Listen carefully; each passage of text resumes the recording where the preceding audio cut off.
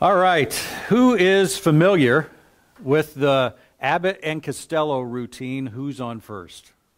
Has everyone heard that? Yeah, it's probably one of the most famous comedy routines of all time.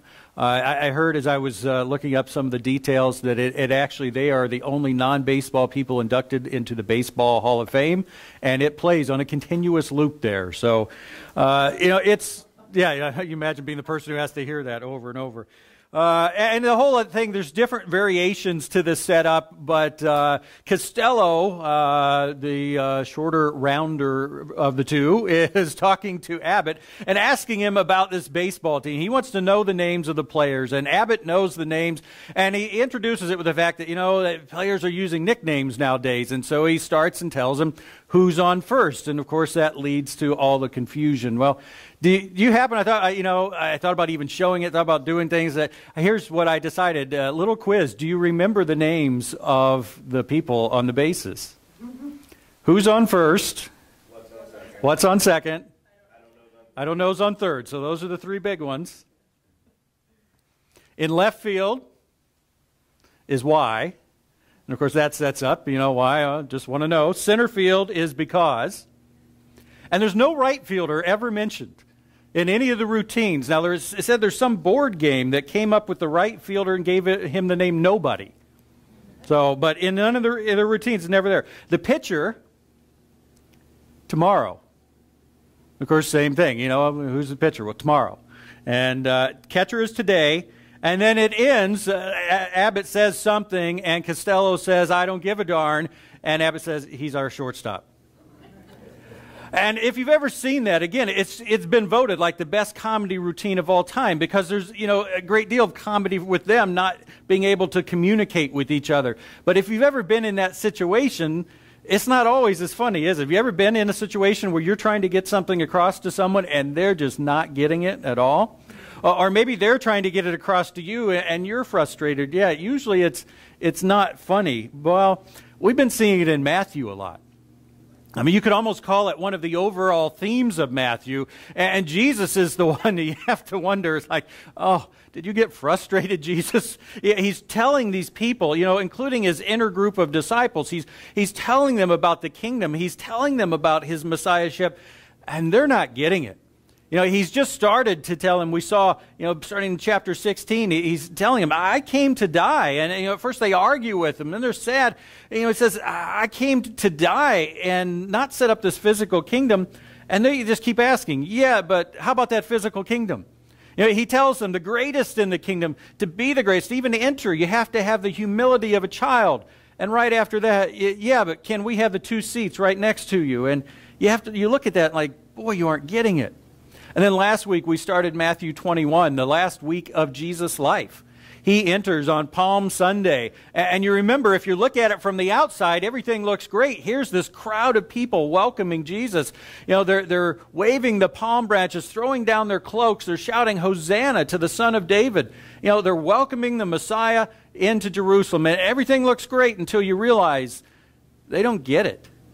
When you dig underneath those things, you see everything that they did, the branches, the Hosanna, all that. There were ways to welcome a conquering king.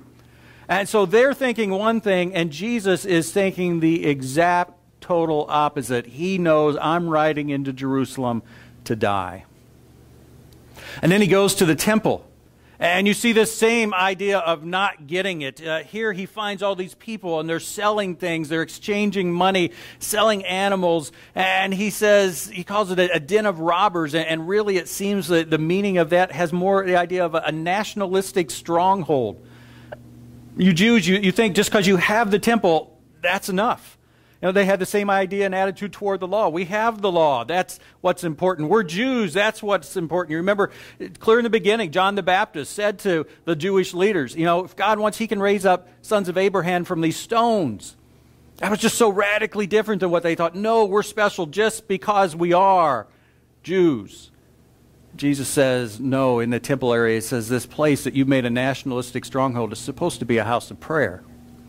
And that gives the indication of this contrast of the two different viewpoints. The Jews, again, from the disciples, the people, the leaders, certainly, they were focused on the physical. A physical Messiah, a physical kingdom, physical actions in the temple instead of prayer. They're focused on the physical. Jesus comes to focus on the spiritual. That's the kind of Messiah he is. That's the kind of kingdom he's coming to set up. That's where his focus is. And as we said last week, corresponding to physical and spiritual, when we're focused on the physical, we're really focused on me. I'm focused on me, even if I'm doing things for God. I may be doing things like the Jews were doing all kinds of godly things, praying and reading and worshiping, all that, but they were really focused on themselves. They weren't focused on God. It's only when we focus on the spiritual that we're focused on God, and I suppose you could say it's sort of cyclical. It's only when we're focused on God that we're truly focused on the spiritual. If we're focused on me, I'm going to be looking at everything through those physical eyes there. Well, that's what we've been seeing, and we have to realize that this subject here, that's really the heart of Matthew, it's the heart of the Christian life. And so I need to ask myself, am I getting it? I just think of those crowds. It just struck me. Again, they're waving, they're shouting, and it looks like, wow, everything that we're in this, Jewish life for, it's happening. And they were totally missing it. And I thought about, what about us as Christians? We show up here, we do these things like, God, I want you in my life. And could I be totally missing it? We asked the question last week, how do I know whose expectations I'm living by? And I didn't say whose expectations, because that would make it sound like, well, you can answer the question, whose is it, yours or God's? I asked, how do I know? Because they thought they were living by God's expectations. They thought they were focused on the same thing he was, but you look at it and you realize they're not. What about me? Am I living by God's expectations or mine? Am I focused on the spiritual or the physical? So we talked about expectations or focus. We said that you could call it God's plan versus our plan. And today we're going to look at another word that's sort of a synonym, God's purpose. Why did he do what he did? Why did he create? Why did he call Israel? Why did he create the church? What is his purpose? And our guiding statement today is there's no excuse for missing God's purpose. We're going to see through a couple parables, there really is no excuse. People did it, but it shouldn't happen. And they did it then. And we see all throughout the Bible, the things that they do, we may at first look at that and say, how in the world could you? But when we're open and honest, we realize, man, I can do the same thing. And so this is what we're looking at today. There's no excuse for missing God's purpose. Let's start in verse 33 of Matthew 21. Jesus says, listen to another parable. You remember we ended last week with Jesus told a parable about two sons, and the father said to the first, he said, go out into the kingdom, or go out into the field and work. And the son said, no, I won't, but then he did. He said to the second one, go out in the field and work. He said, yes, I will, but he didn't. And the point there is, what we're talking about in this whole section, it's what you really, what characterizes you that matters, not just what you say on the outside. So Jesus says, listen to another one. There was a landowner who planted a vineyard. He put a wall around it, dug a winepress in it, and built a watchtower. So he put in a lot of effort. He invested a lot into this vineyard. Then he rented the vineyard to some farmers and moved to another place. When the harvest time approached, he sent his servants to the tenants to collect his fruit. They would keep a share of the fruit themselves, and that's what they would sell and live off of. But a portion of it, as to the landowner, it would go to him. He was entitled to it. But verse 35, the tenants seized his servants. They beat one, killed another, and stoned a third. Then he sent other servants to them more than the first time, and the tenants treated them the same way. Last of all, he sent his son to them. They will respect my son, he said. But when the tenants saw his son, they said to each other, this is the heir. Come, let's kill him and take his inheritance. And we don't know if they thought maybe the father had died and the son was coming to claim it, and they thought, we get rid of him, it'll be ours. So they took him and threw him out of the vineyard and killed him. Then Jesus asked this question of the crowd there, including the Jewish leaders. He says, therefore, when the owner of the vineyard comes, what will he do to those tenants? And notice that there's no question, there's no debate. They know exactly what is just and fair. They say in verse 41, he will bring those wretches to a wretched end. And he will rent the vineyard to other tenants who will give him his share of the crop at harvest time. Jesus said to them, have you never read in the Scriptures, and there he is again to these guys who read the Scriptures all day, the stone the builders rejected has become the cornerstone. The Lord has done this, and it is marvelous in our eyes. Now, initially that verse was focused on Israel. God has selected Israel out of all the nations. They are the chief stone, and the other nations would look at them and say, why Israel? But God did that. Well, Jesus is now applying it to himself, and we'll see this later on in the New Testament. It gets applied to Jesus. He says, therefore I tell you that the kingdom of God will be taken away from you to the Jewish leaders, to national Israel, and given to a people who will produce its fruit. Now, it doesn't mean just Gentiles. It means anyone who will produce the fruit of God.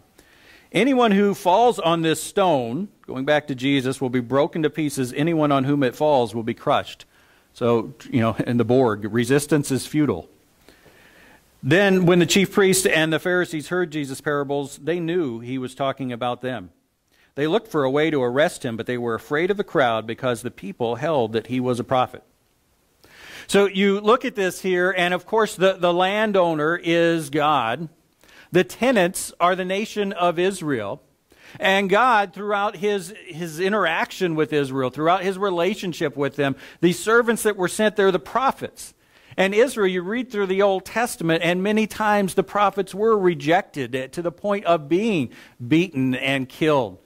And now it culminates in the Son, who is Jesus, being sent. And what are the tenants going to do? What is Israel going to do? And on the national level, Israel did the same thing. They killed Jesus. We know what's coming. Well, again, the point today is there's no excuse for missing God's purpose. This parable tells us the responsibility that God's people have is clear. There was no debate. As you look at this, it wasn't like the people said, well, gee, those tenants, well, maybe they didn't have to pay. No, it was absolutely clear in that parable what their responsibility was. Well, the same thing. Israel's responsibility, being called by God, was crystal clear. They knew what they should do. God's people, it's not a surprise. It's not something that we're unaware. The responsibility is clear. Well, then Jesus shows the other side of it with a second parable. It says he spoke to them again in parables, saying, the kingdom of heaven is like a king who prepared a wedding banquet for his son. He sent his servants to those who had been invited to the banquet to tell them to come, but they refused to come. Now, how it would work in those days is anyone that was having a wedding banquet, and remember, when there was a wedding, it wasn't a one-day affair. It was multi-days, and really, the more money you had, probably the longer it was. And what they would do is they would tell the people invited far in advance, several months in advance, to let them know it's coming, it's going to happen. But they weren't as down to the detail often as we were, so they couldn't tell them a date. They said, it's coming down the road, you're invited. And then when it was just about to happen, that's when they would send out the second invitation. Well, that's what he's talking about here. The people knew they'd been invited, months ago. Now the king's servants are saying the time is right now. And it says they refused to come. Well, the king already shows his patience then. Verse 4, his initial response, he sent some more servants.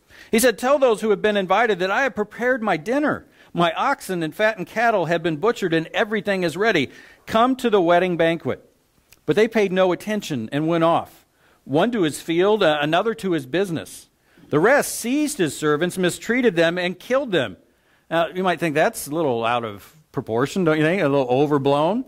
But that's the point of a parable. He's making this, and it certainly fits what happened in reality with Israel. Well, verse 7, the king was enraged. He sent his army and destroyed those murderers and burned their city. Then he said to his servants, the wedding banquet is ready, but those I invited did not deserve to come. So go to the street corners and invite to the banquet anyone you find. So the servants went out into the streets and gathered all the people they could find, the bad as well as the good, and the wedding hall was filled with guests. Now you look at this, and again, it's Israel. It's talking about God through a banquet, and Israel was the ones who were initially invited to that. But we see what happened. Again, throughout their history, they didn't come to the banquet. And definitely at the culmination of it with Jesus there, they refused to come. And so it says that then the king says, all right, now I'm going to open up the invitations to everybody. And it says the bad as well as the good. And that's the point. It's now no longer just one select nation. It's everyone, wherever you were, is invited. Everyone's invited to come. Well, again, the point that we're looking at, there's no excuse for missing God's purpose. First parable said the responsibility is clear. This parable shows us the opportunity is clear. Think of what this was. Think of what a blessing this would be. This was a king's wedding feast. Back then, some of us, we go out on a Friday night or a Saturday night or midweek, you want to beat the crowds. We've got things we do. There's special parties, there's events. They didn't have stuff like that. Wedding feasts, they were the big party. And if you were invited to a king's wedding feast, just imagine what that would be like. Even today, anyone watch the royal wedding years ago and the one before that? Lisa loves the royal weddings. They're like a wedding times 50. Well, this would be the same thing. This king's wedding, any wedding would be great. A king's wedding. Just try to get in your mind what a blessing this would be, what an honor. This would be a lifetime event they were invited to. This was a blessing for them. And then look what it says. They refused to come. And why? Well, one went to his field and one went to his business. Jesus is making this point. He's like, any excuse you make is foolish. I mean, maybe, I'm dying, or I did this, my son, I need to. No, I just went off to my field, went off to my business, instead of going to a wedding feast for a king. It's making the point. We need to see that's just absolutely ridiculous. The two don't even compare. This was such an opportunity, such a blessing, and they rejected it. There's just no excuse for that. And it goes on to say, it brings back in the responsibility side. Look what it says in verse 11. And this might be sort of the wait a minute element, like, okay, we're going along with this wedding, and what comes up now?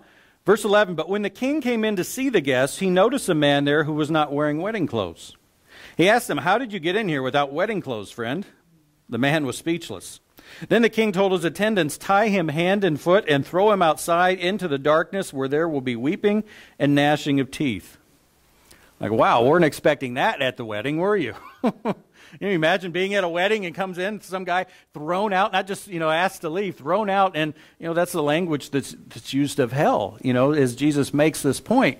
Well, it's showing us, again, that there is a responsibility. And I remember hearing, and now it's sort of been rejected, that, the background of this, the cultural background is when a king had a wedding, he would supply the wedding clothes. And so this person had no excuse. And, they're starting to realize now, and it doesn't seem like there's any historical basis for that. But the same point is true, though. He should have at least worn some nicer clothes, not his work clothes, And, one thing that parable definitely makes clear, the man is speechless. He doesn't say, oh, but I didn't have time. Oh, but these are my only clothes. He has no excuse. He realizes what he did was without excuse. There is a responsibility that we have here. But the responsibility, and here's what we're going to talk about more in a minute, it's not to any certain level of something. It's a basic foundational commitment. Now, I thought it was interesting what Jesus said, or, in the parable, the king said to his servants, the wedding banquet is ready, but those I invited at first did not deserve to come. Well, why didn't they deserve to come? Because they didn't come. He invited them. They must have deserved to come at first. He sent out the invitation. It's just the fact they rejected it. It's not that he looked at them later and said, oh, you're not good enough. They just didn't make that commitment to even show up. And the same thing with this wedding guest. The king didn't come in and say, look, those clothes, good try, but not good enough. No, he says, you didn't even try. You didn't even make a commitment to wear the proper clothes. And that's why the person's speechless. He doesn't say, oh, well, okay, I'll do a little better at this. I tried. No. It's this idea we have a responsibility, and that's what that last verse means. For many are invited, but few are chosen. The gospel is to be preached to everyone. But the ones who are chosen, and if this was the only verse we have, you could think God chooses and we have no say in the matter, but other verses make it clear. It's who are the ones chosen by God, the ones that will be in heaven for eternity? Well, it's the ones who make the commitment. Again, in this parable, everyone was invited, but he looked at someone who didn't even make a commitment, who didn't respond to the invitation with just a basic commitment. So once again, today, these two parables, they show us there's no excuse for missing God's purpose. And I want to look at that from a couple angles. First of all, what God expects and offers his followers should be totally clear. What God expects of his followers and what God offers to his followers should be totally clear. And we're focusing today on followers. Really, you could make the same application in a lot of ways for unbelievers. But this is about the followers. It's about Israel, and it's about then going to the church. What God expects should be totally clear. What God offers should be totally clear. And they correspond to the parables. Expects, well, that's the responsibility we saw in that first parable. Israel had a responsibility. You know, it was known from the time God called Abram, and we've been seeing this as we go through Genesis, from the time God called him, he had a responsibility to obey God, to follow him, to make a commitment to God. And the nation did as well. God made that clear. You remember when they came out of Egypt and Moses and the people? And they had the blessing and curse ceremony on the two mountains. And God says, if you are obedient to me, if you remain committed to me, I will bless you. If you don't, there will be curses. There was a responsibility that was totally clear to them. And it's clear for us too, because when Israel rejects it, when those first tenants, they kill the son, what did he say? I'm going to give the field to other tenants. But he specifically says, this king will do it, who will give him his share of the crop at harvest time. There's a responsibility that we have to serve God. There's a responsibility that we have to live for him. What God expects is clear, and what God offers is clear. Again, there was no better illustration in Jesus' day than a king's wedding feast. You couldn't think of a better party. I mean, we could sit here, and I don't know what your ideal thing would be. Luxury box tickets to the Super Bowl, or whatever. I'm sorry, women, I can't think of anything that might correspond to, I don't know, a cruise, to wherever. Yeah, whatever you can think of. This was the top of the list, an invitation to a king's wedding feast. This was the ultimate opportunity, the ultimate blessing. The original invitations, again, they went out to the nation of Israel. What a privilege they had to be God's chosen people. Out of everyone, God called Abraham. He created a nation. They had a special place with God. But they rejected that. On the national level, they rejected that. And so God then said, I'll invite everyone, and that includes us. And so now we have this opportunity. We have this opportunity. The Bible talks about, we have the chance of an abundant life. We have the chance of peace. We have the chance of joy. Everything that Jesus offers, it's now offered to us. But we still have a responsibility. That second parable talks about the wedding guest. And it's combating the idea that Israel had that we deserve what God has for us just because. We're Jews, so we deserve the blessings. We have the law, so we deserve the blessings. We have the temple, so we deserve. They were entitled. Sometimes I think as Christians, God, I've done this, so I deserve. I've done this good thing. I've done that good. I showed up at church. I prayed. I did this nice. I'm entitled. And God says, no. No, those things aren't there. There's a responsibility that comes even in the midst of the opportunity. And the thing we need to realize, and I said it once, but I want to say it again, the responsibility is our basic foundational commitment.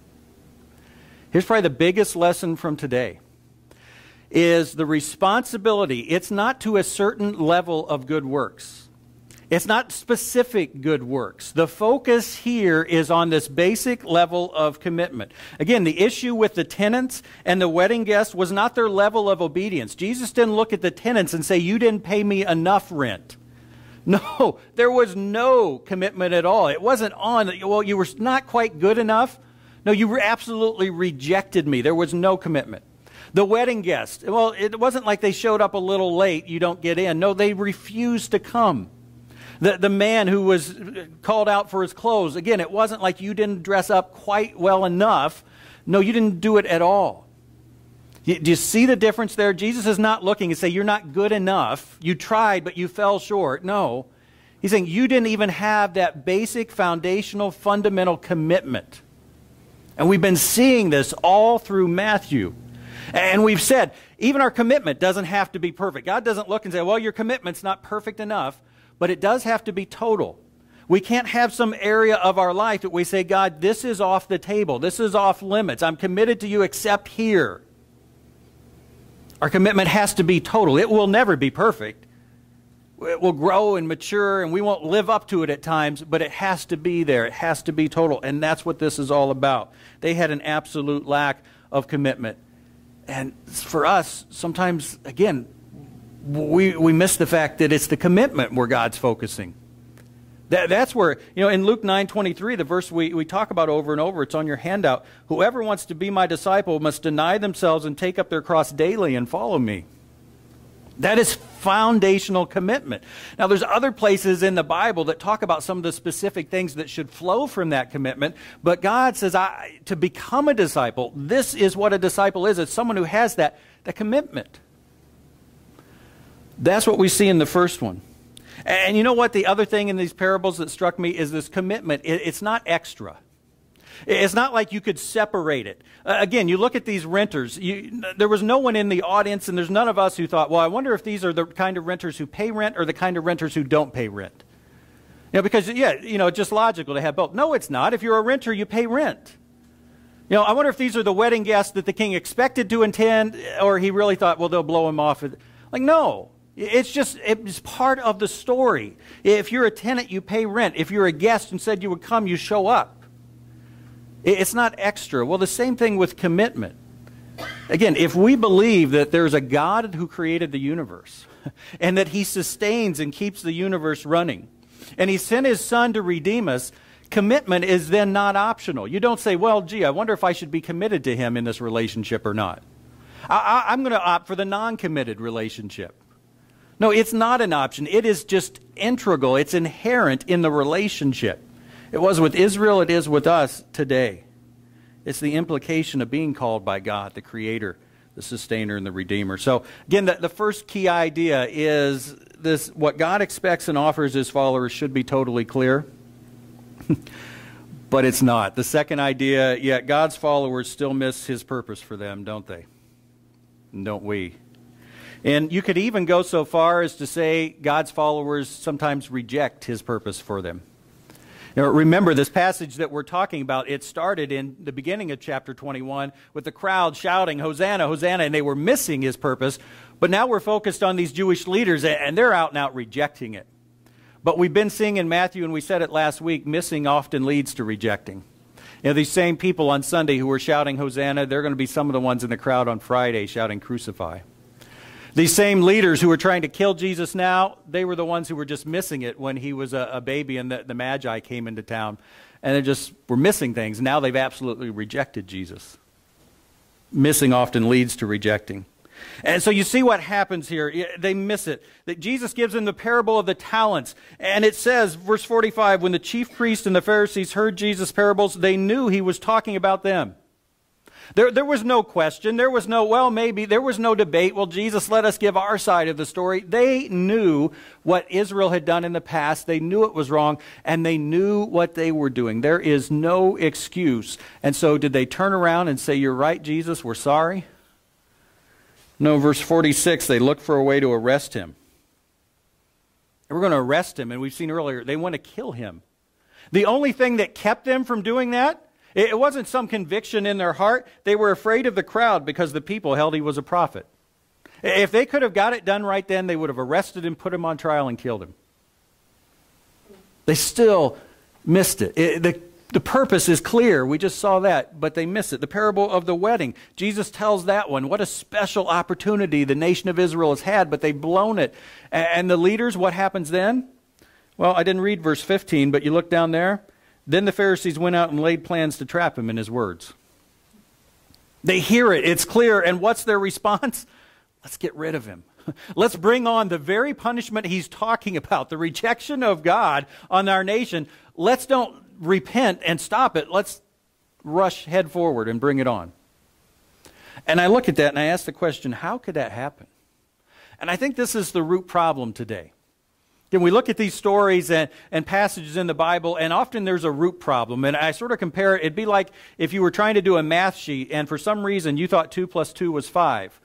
You knew how to do, subtraction and addition, but you had that root problem. Well, every time that came up in that math worksheet, even though you know the rest of it, that's going to mess you up, isn't it?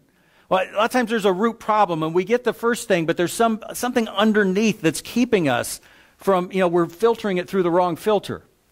And the root problem today is, it goes back to what we've been talking about. I think it's some confusion over actions versus commitment. I think it comes down to confusion on the part of God's people, Israel and us, between our actions, godly actions, and our commitment to God. And I say this because, again, I see it here, but we also saw it, and it was great to see how things come together in the Bible study the past few weeks in going through Genesis. We've seen the same thing. You know, we talked about Abram. Here's this person called by God, the special, of all the people, he's the one who's going to be the father of the chosen nation. And we've looked at some of his choices, you remember? He goes to Egypt when he's not supposed to. He has a son with Hagar when he shouldn't. He lies about his wife twice, and we look and say, really, God? And we wonder, why didn't you get rid of this guy? And from what we can tell, it's because even though he did some things that weren't good, that weren't right, he still had a commitment to God. He still had that foundational commitment. We saw it last week a little bit in the Bible study, Esau and Jacob. You look at those two. Why is it Jacob gets the inheritance? Why is it he's the one? Well, it seems like he had a commitment to God and what that was, and Esau didn't. And then the one example that got brought up, Angelica brought it up, and it was just, clearly eye-opening. You look at Saul and David. Israel says, we want a king. And the first choice for king is Saul. And God says to him, I will make your descendants. You will be the kings over Israel. But it was conditional, and Saul, he blew it. But you remember what he did? There was two things that Saul did that got him kicked out as king and kept him, he lived as king, but it didn't pass on to his son. The first one was there was a time where there's about to be a battle, and the prophet and priest Samuel said to him, don't sacrifice to God, animals to God, until I get there. Now, that would be something they would do before going into battle. It was important to the people, important to the army. Well, Samuel's running late for whatever reason. Got kept up on priestly business, and he's running late, and Saul decides to sacrifice himself. Samuel says, you shouldn't have done that. And then there's another time where God has said through his servant Samuel to Saul, he says, all right, this battle here, I'm going to give you the victory, but you are to put to death all the animals, not to take plunder for yourself, and all the army that you're facing. That was, for this particular battle, that was God's instruction. And Saul didn't do it. Samuel shows up this time, and he says, what is this I hear? What the bleating of sheep in my ears? That they're all supposed to be dead. And so Saul gets cut off. His line does not inherit the kingdom. And it goes to David. Well, stop and think for a second. What do we know about David? You got the whole Goliath thing, and that's pretty cool. But David had a couple big issues in his life, didn't he? You remember David committed adultery. And he covered it up by committing murder. And I think if you were to ask anyone whether they'd had a Bible background or not, okay, rank these sins in order of seriousness. You got sacrificing some animals without the priest. You got not putting animals to death. You have adultery and murder. Is there anyone that's reasonably going to say, well, yeah, those animal things, that's the really bad stuff? No, if you just look at the level of the actions, David was much worse. But what the difference was is David was committed to God and Saul wasn't. It tells us in Acts 13, after removing Saul, God made David their king. God testified concerning him, I have found David, son of Jesse, a man after my own heart. He will do everything I want him to do. Now, he did some things God didn't want him to do. But he says he's a man after mine own heart. What's that saying about David? David's heart was after God's heart. David was committed in his heart to God, and Saul wasn't. You remember when Saul is confronted with his sins, he makes excuses. Well, you didn't show up. The people were leaving. Well, this I'm doing it for God. But when David's confronted with his sin, look what it says in Psalm 51. He says, have mercy on me, O God, according to your unfailing love, according to your great compassion, blot out my transgressions. Wash away all my iniquity and cleanse me from my sin. He admits he sinned. For I know my transgressions, and my sin is always before me. All against you, you only have I sinned and done what is evil in your sight. So you are right in your verdict and justified when you judge. I think this is the key. I think the key here is you look at Israel, and Israel did all kinds of godly things. Again, Jesus is talking to the leaders. They spent their days, day in, day out, reading the Bible, praying, worshiping, sacrificing. They did all the godly things. But their focus really wasn't on God. It was on them. It wasn't on the spiritual. It was on the physical. And so they confused that with being committed to God. If you were to ask them, are you right with God? Well, yes, because we do all these things. But they weren't committed to God. And again, the Saul and David example to me illustrates it. It matters what's in our heart. It's not saying that murder and adultery weren't important, because there's consequences. Is what we've been seeing in Genesis. There are consequences to our actions, but God's focus is on our heart. Are you committed to me in your heart or not? You say you know these things in your mind, that's great, but is your heart committed? The actions will follow from that. Not always consistently, but they will. Well, for us, I think it's the same potential problem. I think we can easily get caught up on, God, I do all these Christian things, but are we committed to Him? In fact, I even thought about it, and we've talked a lot about the fact that, and it's one reason I try to use the word whenever I can, we're disciples, not just Christians. Because a lot of people have this idea that a Christian, well, that's a person who's, believes in God, he's been forgiven, he's going to heaven. A disciple, oh, that's like graduate level stuff. That's like the next, I don't know if I signed up for that one. And even the names, what's a Christian? What do you think of when you think of a Christian? Well, they do certain things. They read the Bible, they pray, they believe, they do, or they don't do. We know Christians, they don't do this and this and this. That's a Christian. What's a disciple? Oh, wow, that's someone that's really serious. That's someone who's committed. And even the names have sort of come to mean that. Christians do certain things or don't. Disciples, that's serious commitment. And we've separated them, and really we put our focus on the actions, on the things we do or don't do. Now, again, don't get me wrong, commitment. And when I talk about commitment, we've been saying commitment's really the idea of faith. Again, it's one thing to believe there's a God, that Jesus was a son and died for sins. It's another to have faith, to commit to that, to rest my weight upon it. I love the Indiana Jones in that third movie. He comes to believe there's a bridge in front of him he can't see. But it's not faith until he steps out there. Well, same thing. We say we believe, that's great, but are we committed? We're resting our weight on it. That's faith. Commitment, faith, will lead to actions. That's what James said, the verse we're probably familiar with. Faith by itself, if it is not accompanied by action, is dead. Faith will lead to actions. As a matter of fact, if it doesn't, you don't really have faith. But the key point is they're not the same. Faith, commitment, is not the same as the actions. And I think the confusion there is what messes up a lot of people. I think it messed up the leaders in Jesus' day. I think it messes a lot of us up. We look and say, God, I'm doing all of these things. I must be committed. Like, what a perfect example in these Jewish leaders. They were doing more things than all of us in this room put together. More godly things. They weren't committed to God at all. We need to look at our commitment, and that, I believe, is the key to overcoming. We need to realize if we have the wrong focus, if I've gotten caught up in the things that God wants me to do, and that's blocked the question of whether I'm committed to God or not. And really it comes down to, the classic, again, as we look at these, I always like to put them in columns, physical and spiritual, and focus on me and focus on God. Well, you could also put the physical focus on me, that's legalism. Legalism is focused on actions. How good do you do? What have you done? What haven't you done? What should you do? It's all about actions, where grace is focused on faith. It says in Ephesians, for it is by grace you have been saved through faith. Through that commitment, not just believing the right things, but committing to it in your heart. And again, a commitment that's never going to be perfect, but is total, is complete. You haven't said there's off-limits areas to you, God. No, I'm committed. Yes or no? The answer is yes. Am I perfect? Not at all. Would I get into heaven? Would I be right with God based on my level of good works, of my actions? Not at all. But my commitment's there. And that's where we need to focus. Does that make sense?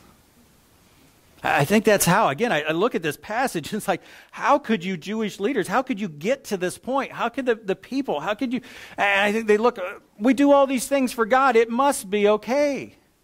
We've got all this religious trappings. We've got the law, the temple. It must be good. And God's saying there's no commitment. They're showing there's no commitment. So what do I need to do? I think we need to ask a couple questions, a lot like last week. I need to ask myself a question, and I need to ask God something. First of all, ask myself, am I committed to God, or do I just do godly things? There's nothing wrong with doing godly things. God wants us to do godly things. But He wants them to come out of a heart that's truly committed. And I think it's so possible for us to do godly things and miss the fact that I'm not really committed to God. I'm doing some godly things, but it's on that physical motivation side of things. I worship God. Well, yeah, I just feel so good when I sing those songs. I come to church, it makes my week so much better. Are those things true? I hope they are, but am I doing these things for me or am I doing them for God? Because again, it's what starts off missing the point can end up rejecting the point. And maybe if not us, maybe in the next generation, they look and see something and it's not enough. And so ends up rejecting in their generation. Am I committed to God or just doing godly things? And then ask God to help me get it. That's been my prayer for a long time now. For me, for us as a church, God, help me get it.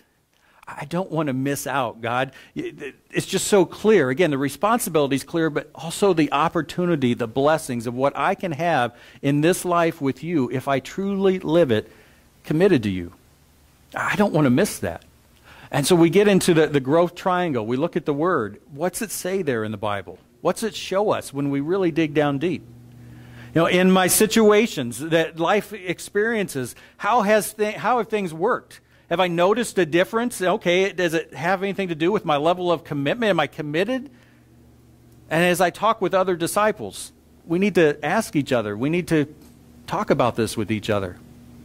Have we been confused in substituting our godly actions for a commitment to God? And then I always like to end with, what will it look like? When we put this into practice, what will it look like? And I wasn't very original, but I thought, it's going to look like people who are living out the responsibility that we do have. We can't deny that. If there's a God who created us, who sustains us and redeems us, I'm His. And that's really, we've said many times, that's the reason a lot of people don't want to become Christians in the first place. Sometimes I think they see it clearer than some Christians who've been there see it. Like, if I become a Christian, I've got to radically change the way I live. Sometimes I look at Christians and they're like, no, you don't. I didn't. No, we should live out that responsibility, but then we should also experience the opportunity. Again, God says, I came to give you abundant life. I came that you would have joy, that you would have peace. Not as the world gives peace when everything's going well, they've got peace. In the midst of troubles, you can have peace. You can consider it all joy when you're going through trials. That's what Jesus said. That's what we have to experience if we're committed. Well, I always say the real last thing is we start to live it out and we interact a little bit. And once again, you'll see there's nothing specific there. What comes to your mind as we talk about this? What comes to mind as we hear this? Initial thoughts, things that, this idea of the difference between commitment and actions. Did that resonate? Did that make sense?